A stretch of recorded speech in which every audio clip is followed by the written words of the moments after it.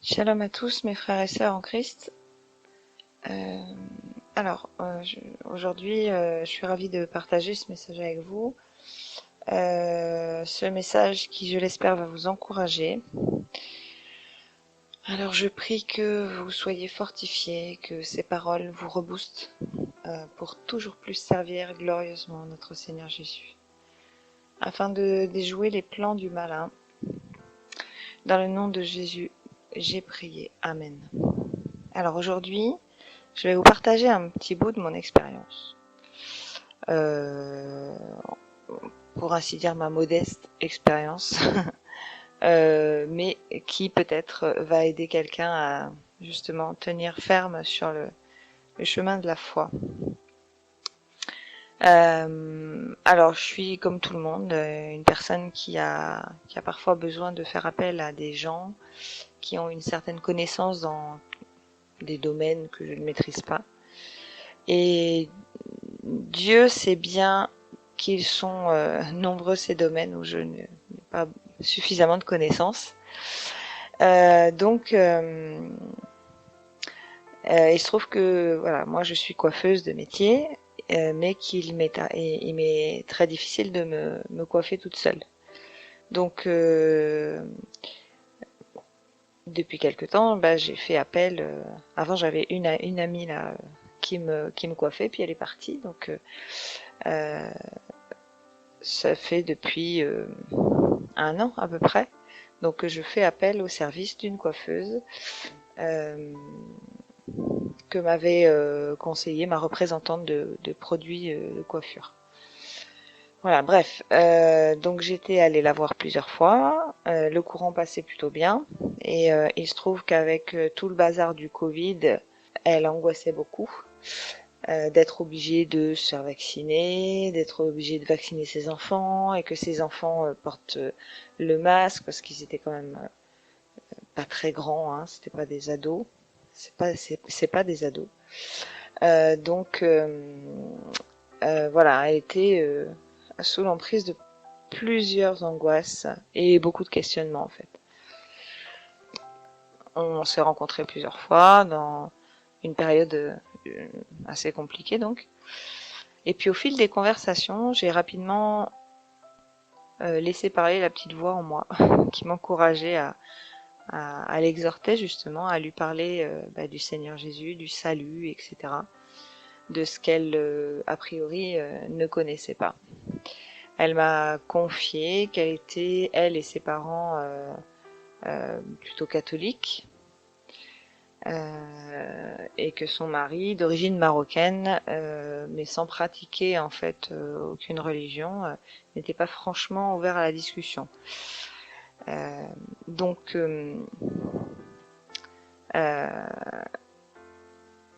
après, c'était pas très grave parce que j'avais pas de contact avec eux en fait. Hein. Moi, sa famille, voilà. Bon, c'était juste pour poser les choses, quoi. Alors, nos rencontres ont en fait toujours été assez sympathiques, mais j'avais toujours un mot à la fin de la séance de coiffure. J'avais toujours un petit mot d'encouragement en rapport avec la parole du Seigneur pour elle. Et donc, voilà, moi je transmets. Voilà, je veux pas être désobéissante, donc j'ai une petite parole qui me vient pour elle, je transmets, ou pour quelqu'un d'autre, voilà. En fait, c'était plus fort que moi, quoi. Je pouvais pas, voilà. Donc je forçais rien. J'ai jamais rien forcé. Hein, il y a toujours un moment en fait où on sent qu'on peut parler comme ça. C'est comme si tous les canaux étaient ouverts. Et puis à un moment donné, la discussion, on sent que là, les portes se referment et que si on continue de parler, en fait, c'est plus pareil. Donc, voilà, souvent c'était comme ça. Donc, tant que le flot pouvait se déverser, je le déversais. Alors, elle entendait hein, ce que je lui disais, je voyais bien, mais elle prenait jamais position. En fait, elle me disait jamais vraiment ce qu'elle en pensait. Il y a eu des moments où peut-être je l'ai sentie pas très à l'aise. Après, j'ai jamais voulu la forcer. mais si j'avais un message à lui délivrer, je l'ai toujours délivré en fait. Voilà. Donc si j'avais quelque chose à dire, le Seigneur me poussait à dire, je le disais. Et puis après, voilà, je priais pour que le Seigneur fasse son travail et que je le glorifiais aussi de me permettre justement de faire ce travail-là pour lui. Euh, donc voilà, tout ça c'est pour vous expliquer un petit peu la situation. Et puis donc il y a quelque temps, j'ai dû repousser le rendez-vous que j'avais pris dans son salon, faute de temps, et elle m'a fixé un autre rendez-vous à une autre date, il y a un mois environ. Sauf que une semaine avant mon rendez-vous, j'ai reçu un message donc de cette personne dans lequel elle me disait qu'elle ne serait pas présente le samedi où elle devait me coiffer. Donc j'ai répondu en lui disant que pas de souci, elle pouvait me remettre un rendez-vous quand ça l'arrangeait, mais j'ai pas eu de réponse. J'ai essayé plusieurs fois de la joindre, mais le salon était fermé pendant 2 semaines. Et à sa reprise, j'ai essayé plusieurs fois aussi pendant les heures d'ouverture et j'ai jamais eu aucune réponse en fait. Le téléphone n'a jamais été décroché. J'ai laissé des messages pour lui demander de me rappeler. Il n'y a jamais eu de rappel. Voilà. Donc aucun retour. Bref, je me suis dit d'abord que c'était pas très professionnel. Et puis ensuite, je me suis dit qu'elle avait peut-être eu un souci, je sais pas, avec ses enfants ou la famille ou autre. Et puis finalement, je pense que je demandais un peu des réponses au Seigneur et puis je me suis un peu rendue à l'évidence en fait. Je me suis un peu remémoré nos discussions, etc. Et pour me rendre compte en fait que peut-être mon discours ou ce que je suis en fait devait la déranger probablement. Alors en fait, peu importe ses raisons à elle, hein, ce sont ses raisons. Le fait est qu'effectivement, d'une part, c'est pas très professionnel de ne pas rappeler une cliente, mais que si c'est bien pour cette raison qu'elle veut plus de moi comme cliente, ça m'a fait réfléchir en fait. Alors j'ai d'abord été un peu vexée, et puis je pense que le Saint-Esprit m'a dit mais pourquoi te sentir vexé en fait? Pourquoi être vexé? Parce que tout ça c'est écrit dans la Bible. Et il est vrai que nous sommes souvent après une situation un peu voilà bancale, quelque chose de pas très net ou qui tourne pas comme on voudrait, on est souvent à se sentir coupable, euh, même de certains échecs relationnels, alors qu'en fait c'est précisément ce que le Seigneur nous avait dit qu'il se passerait. Donc il y a un passage dans 2 Timothée 3, versets 1 et 2. Alors c'est un peu long, mais je vais tout lire. Parce que dedans, en fait, voilà, il y a des éléments qui moi m'ont fait penser à ma situation, en fait. Donc 2 Timothée, chapitre 3, versets 1-2. Mais sache aussi ceci, que dans les derniers jours surviendront des temps difficiles à supporter, car les gens seront amoureux d'eux-mêmes, entre guillemets, trop absorbés par leur propre intérêt ou égoïstes, aimant l'argent, fanfarons, orgueilleux, blasphémateurs, rebelles à leurs parents, ingrats, sans religion, sans affection naturelle, sans loyauté, calomniateurs, sans autocontrôle, cruels, opposés à la bonté et aux hommes bons, traîtres, téméraires, enflés d'orgueil, amis des voluptés plutôt qu'amis d'Élohim, Dieu donc, ayant l'apparence de la piété, mais ayant renié sa puissance. Éloigne-toi aussi de ces gens-là. Alors c'est exactement ce à quoi nous devons nous attendre, mes frères et sœurs. Mon histoire ne vous parle peut-être pas. Peut-être que vous dites oui, oh, bah, elle porte des conclusions. Mais voilà, moi je sais ce que le Seigneur m'a mis dans le cœur. Peu importe en réalité en fait. C'est pas de mon histoire que je veux principalement parler, c'était juste un exemple. C'est parce que ça s'est passé récemment et que voilà, j'ai eu à cœur de partager ce message, en fait, le message qui suit cette histoire. Et c'est ça qui est important, en fait. C'est pas mon histoire, c'est pas ce que je vous raconte là, ce que je vous ai raconté avant, c'est plutôt ce que je vais vous dire après qui est important. La leçon que j'en ai tirée, moi, de cette histoire, j'ai voulu la partager avec vous. Euh, alors, peu importe donc qui vous tourne le dos, en fait. Moi, ce que j'ai envie de vous dire, c'est rester debout et rester fier surtout de servir du bon côté du chemin. N'ayez pas peur des conséquences, parce que c'est le Seigneur qui est libre de guider chacun de vous comme il le souhaite. Un jour vers quelqu'un qui a besoin d'un message et un autre jour vers une autre personne. Peut-être parce que ça sera le même message, ou peut-être ça sera autre chose que vous aurez apporté, ou peut-être ce sera justement cette nouvelle personne qui aura quelque chose à vous apporter à vous. Voilà. Donc parce que Dieu est le seul chef d'orchestre en fait. Hein, et nous ne devons pas nous voir autrement que comme des instruments qui émettent le bon son au bon moment pour révéler la bonne partition sans fausse note. En fait, c'est exactement ça. Dieu est le chef d'orchestre et nous, on est les instruments qu'il met à la bonne place et qu'il fait jouer au bon moment et pour sortir les bonnes notes. Parce que quand on regarde toute l'orchestration en fait d'un orchestre justement, il n'y a rien qui est fait au hasard. Et le hasard n'a pas de place aussi dans le royaume de Dieu. Donc soyons en paix et surtout restons debout sans nous décourager, afin que le malin, lui, n'ait pas de prise sur notre esprit qui est sauvé, afin que ces mensonges ne nous troublent pas. Parce que Jésus nous l'a dit plusieurs fois, ne vous troublez point, ne vous laissez point troubler. 2 Timothée chapitre 1er verset 7 nous dit « En effet, ce n'est pas un esprit de timidité que Dieu nous a donné, mais un esprit de force, d'amour et de sagesse. » Nous sommes humains, oui, mais seul Dieu connaît le chemin de chacun, en fait.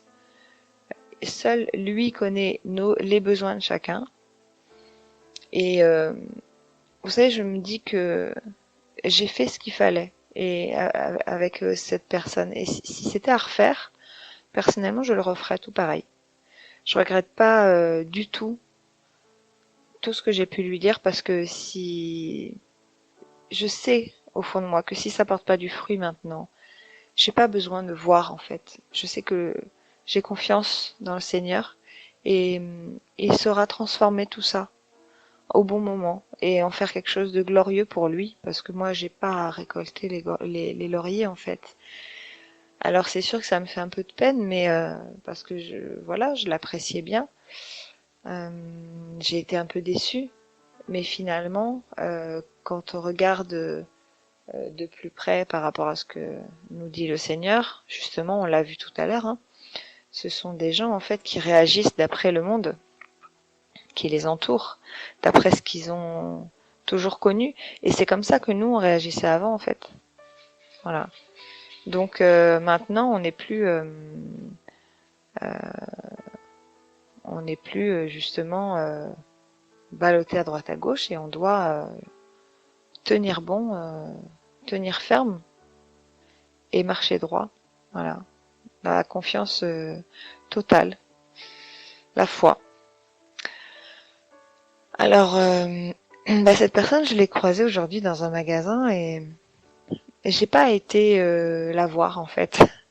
J'ai un peu esquivé, ça peut paraître lâche, mais j'ai pas été lui demander, j'avais pas envie de lui demander pourquoi elle avait agi comme ça, pourquoi elle avait fait ça, enfin pourquoi elle m'avait pas répondu, pourquoi, enfin voilà, pourquoi. Bon, en fait, je sais pas, j'ai pas eu envie de voir, peut-être, je sais pas, qu'elle serait mal à l'aise de devoir s'expliquer sur son silence, ou peut-être même l'obliger à utiliser le mensonge, peut-être pour trouver une excuse. Je voulais pas en fait la pousser à ça. Je voulais pas qu'elle se sente mal, quoi. Surtout qu'il y avait du monde dans le magasin, donc. Alors finalement, peut-être que tout ça, ça aurait pas eu lieu, hein, je sais pas. Hein. Bon, après moi, quoi qu'il en soit, je respecte son choix parce que j'estime que personne ne devrait être forcé d'entretenir telle ou telle relation, quelle qu'elle soit, hein, alors qu'elle n'en a pas envie en fait. Euh, voilà. J'applique toujours ce principe que j'essaie de d'inculquer à ma fille, ne fais pas aux autres ce que tu voudrais pas qu'on te fasse. Et c'est vrai que quand je le ramène un peu plus personnellement, je me dis voilà que quelquefois il m'est arrivé de mettre une distance avec certaines personnes et j'ai apprécié qu'elle n'insiste pas. Donc voilà. Euh, Maintenant, elle a mon numéro et il y a pas de souci. Moi, je serai là en fait si elle veut revenir. Il n'y a pas de problème. Mais voilà, du coup, je me suis pas avancée vers elle. Euh, Après, je me dis à quoi ça m'aurait servi, franchement, d'aller à la confrontation, quoi. Je pense qu'elle aurait été plus mal à l'aise que moi. Et puis, me sentir victorieuse alors qu'en fait, victorieuse de la rendre mal à l'aise, je vois pas trop la victoire. Il n'y a pas de gain. C'est plutôt un gain un peu sordide, en fait. Donc, je pense pas que je me serais sentie mieux après, de toute façon. Alors, bah, finalement, tout ça pour dire que j'ai retrouvé un autre salon de coiffure et que j'ai été encore plus bénie euh, parce que le Seigneur a permis justement par cette nouvelle personne que j'ai un nouveau numéro pour un nouveau fournisseur de produits de meilleure qualité que ce que j'emploie a priori et apparemment moins cher aussi, voilà, donc avec lequel je vais sûrement pouvoir travailler. Alors, gloire à Dieu.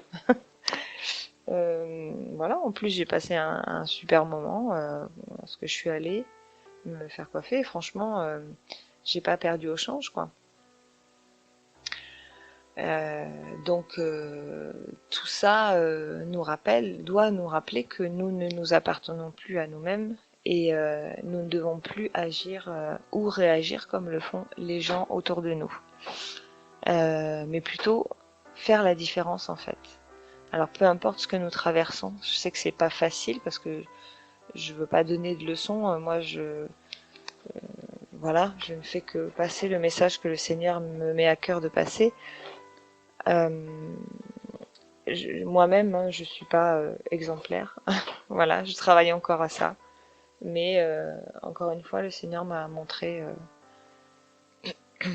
que probablement j'avais bien réagi en fait aujourd'hui. Donc il y a un autre passage dans 2 Corinthiens chapitre 6 du verset 3 à 16 que je voulais lire avec vous. Donc 2 Corinthiens 6, 3, 12. Ah pardon, j'ai dit 3, 16 je crois. Donc euh,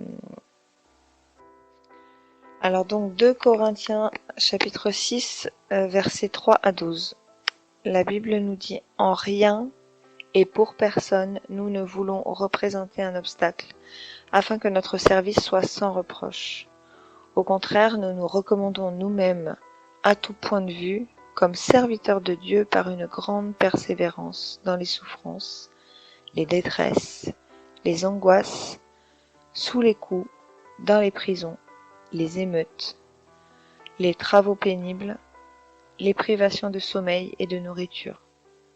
Nous nous recommandons aussi par la pureté, la connaissance, la patience, la bonté, par l'Esprit Saint, par un amour sincère, par la parole de vérité, par la puissance de Dieu, par les armes offensives et défensives de la justice, que ce soit au milieu de la gloire ou du déshonneur, au milieu d'une mauvaise ou d'une bonne réputation, nous sommes considérés comme des imposteurs, quoique disant la vérité, comme des inconnus, quoique bien connus, comme des mourants, et pourtant nous vivons. Nous sommes comme condamnés, et pourtant pas mis à mort. Comme attristés, et pourtant nous sommes toujours joyeux. Comme pauvres, et pourtant nous en enrichissons beaucoup. Comme n'ayant rien, alors que nous possédons tout. Nous vous avons parlé ouvertement, Corinthiens, nous vous avons largement ouvert nos cœurs. Vous n'y êtes pas à l'étroit, mais c'est votre cœur qui s'est rétréci. Alors, bien entendu, j'ai pas subi de préjudice quelconque suite à cette expérience, celle que je viens de vous partager. Mais ce qu'il faut comprendre, c'est que l'ennemi utilisera bien des situations différentes afin de nous éprouver. Et le plus important, en fait, dans cette histoire, n'est pas tant la manière dont il a réussi à le faire, mais surtout la façon dont vous vous en êtes sorti. Ce qu'il faut se poser comme question, c'est est-ce que le Seigneur a pu se glorifier à travers vous lorsque vous avez accusé les coups? Est-ce que vous êtes resté fidèle? Est-ce que vous avez révélé le royaume de votre Père Céleste face à l'attaque que vous avez dû encaisser? Est-ce que vous êtes sorti de là fortifié ou grandi de cette situation?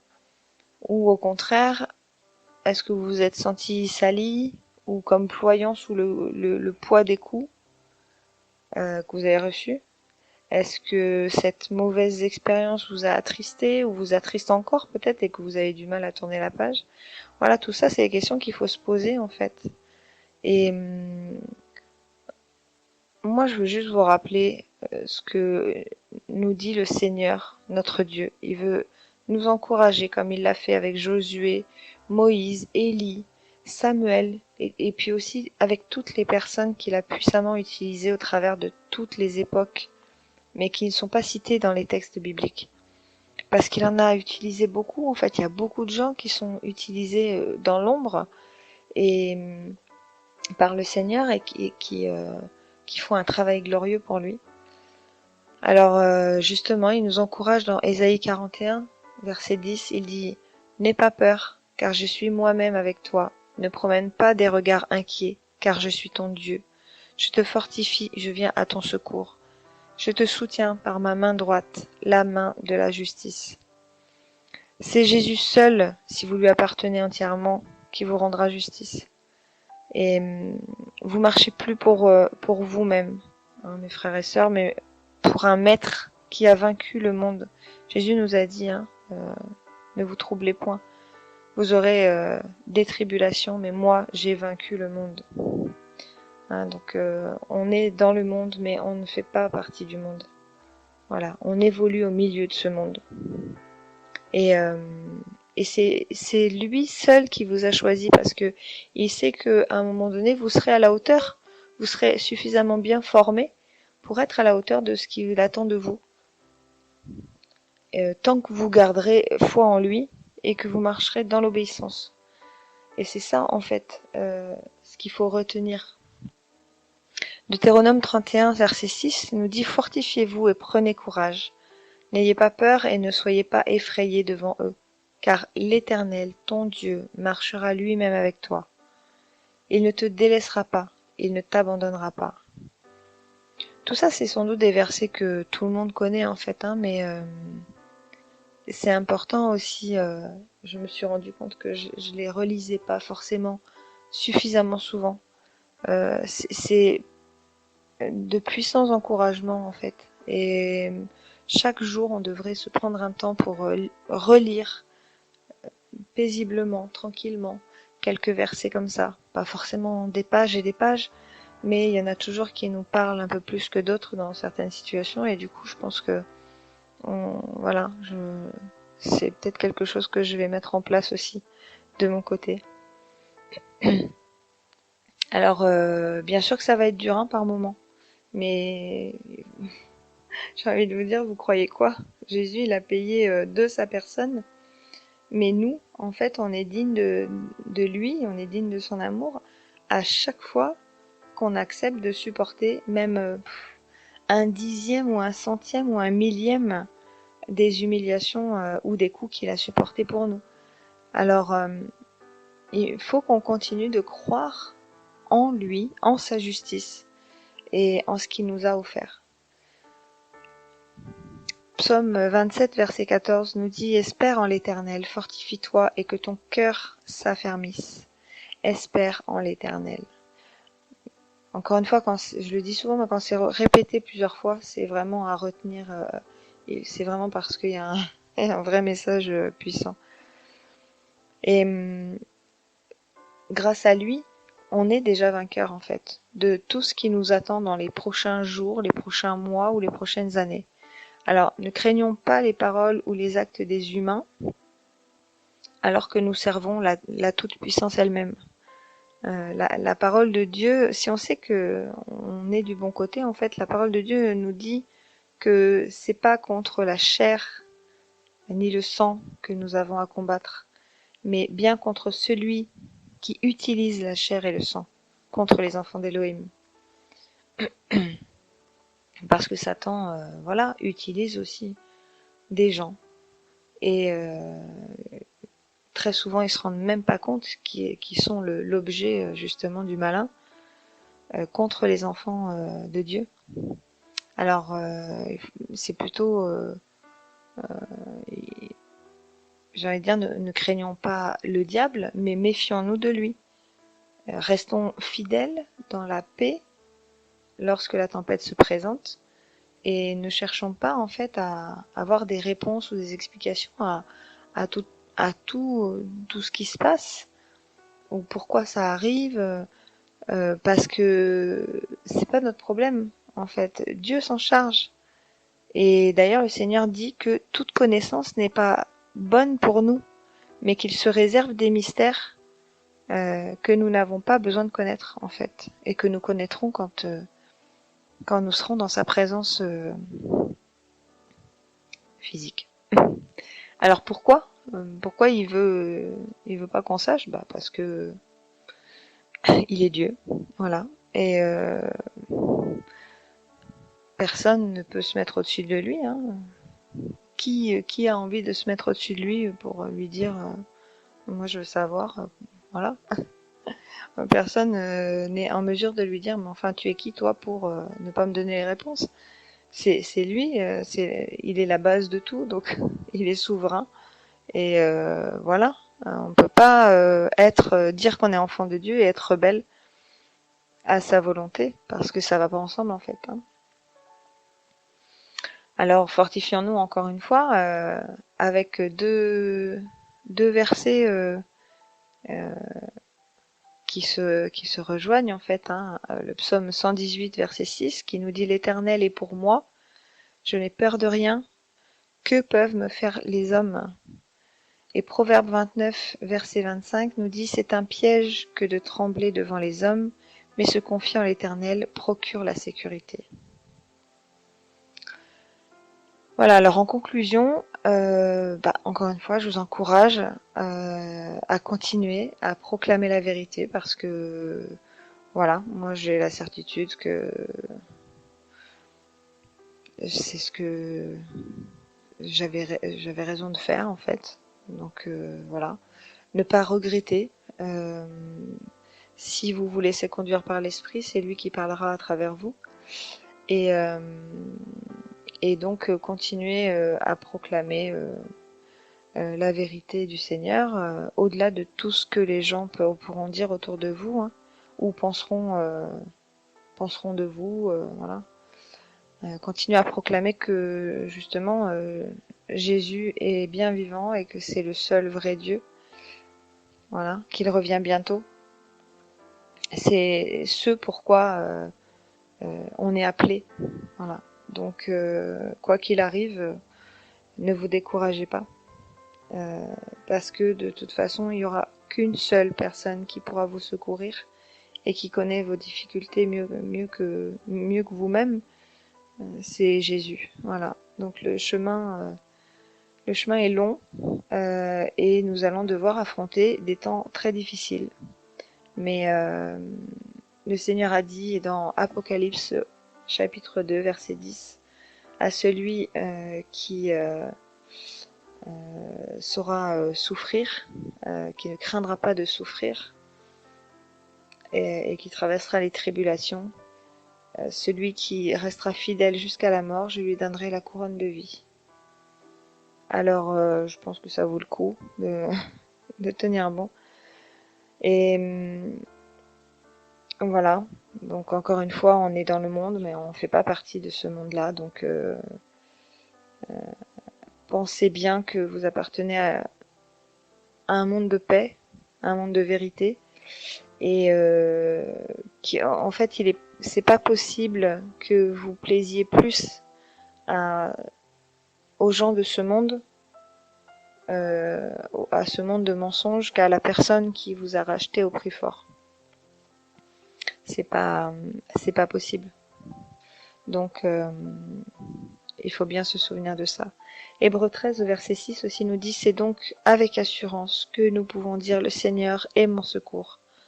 Je n'aurai peur de rien. Que peut me faire un homme? Voilà. Alors pour terminer, je tenais à rappeler ce que nous demande le Seigneur, à plusieurs reprises aussi dans sa parole, parce que c'est important. C'est de rester fidèle. Et si on reste fidèle, ça veut dire qu'on lui ressemble déjà. Parce qu'il n'y a pas plus fidèle que lui, en fait. Et lui, il est fidèle en toutes circonstances pour nous. Et c'est quand on perd pied, en fait, c'est parce qu'on ne croit pas en sa fidélité. Alors, une fois n'est pas coutume, je vais terminer avec 2 versets et sur lesquels je vous laisserai méditer.